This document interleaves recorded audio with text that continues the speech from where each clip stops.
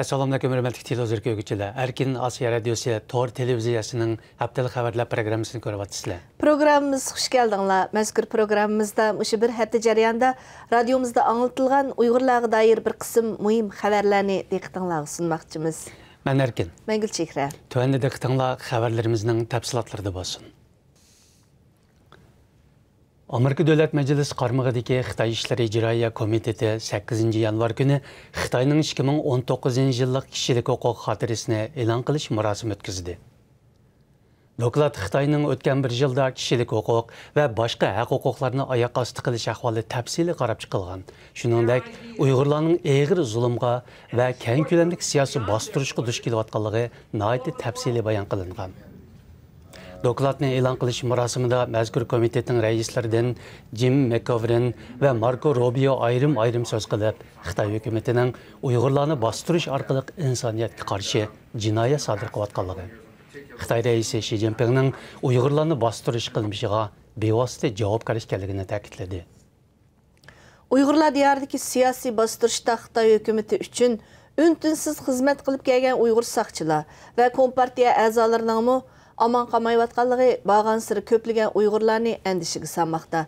Yaqında Turpanның Çatqal yezliq saqçıxanasının 30 yıllık saqçısı, sabıq saqçıxana başlığı Habibullah Abdullah ve onun ayalının 2 yıldan beri lagerda ekanligi, yeşi 80 yaştan aşqan moispitlardan bolğanlığı üçün 2019 yılı uyga qaytarılganlığı ma'lum bo'ldi. Ma'lum bo'lishicha, Habibullah Abdullahның farzandlaridan Mehmet, Alim, Mihray, Bahargül, Aygül qatarlıqlar birdek lagerga ilib ketilgan. Ulardan ikkisi saqchi, qag'ini hökumət organlarının xadimlari bo'lib, birdek partiya a'zolari ekan. Uyghur kishilik huquq qonun loyihasi Amerika Avam palatasida ma'qullanib, Kengash palatasының ma'qullashiga sunilgan mezgilda xizmat tartibi sababli ovozga qo'yilmay 2020 yilga qolgan edi. Amerika bilan Xitoy o'rtasidagi savdo kelishimi qatorida imzolanganligi, ya'ni kelib yaqinda Amerika bilan Eronning munosabati qaytadan jiddiylashib ketganligi uchun Uyg'ur qonun loyihasining ma'qullanish masalasi diqqatdan chetda qolmoqda ekan. Ammo Kengash palata a'zolaridan Marco Rubio yaqinda axborot vositalariga qilgan bir so'zida Amerikaning iqtisodiy omilni deb kishilik huquq va boshqa insoniy temalarda chetda qolmasligi kerakligini ta'kidlagan. Amerika Tashqi ishlar ministri Mike Pompeo Uyg'urlar masalasi tufaylidan o'z andishisini ifodalagan Bahrayn hukumatiga Amerikaning tashakkur etadiganligini bildirgan. Xitoy doiralari diniy asabiylikka qarshi turish nomida masjidlarni, sotsialistik yangi yezi qurish nomida milliy qiyofatdagi mahallalarni buzgan bo'lsa, amdilikda ushlashtirish nomi bilan uy bezashni xitoychilashtirayotganligi oshkorlandi.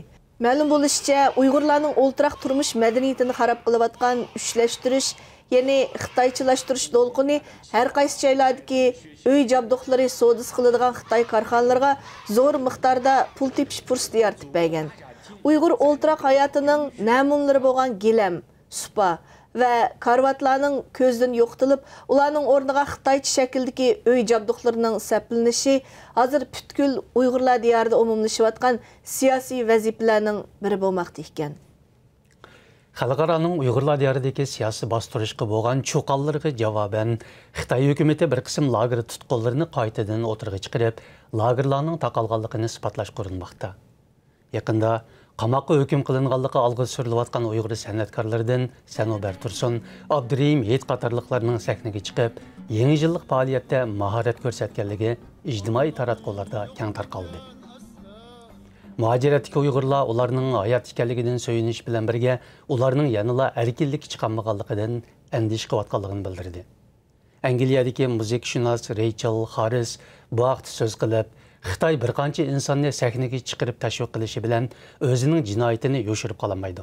Buning bilan bizni dunyoni ishondirmaydi degan.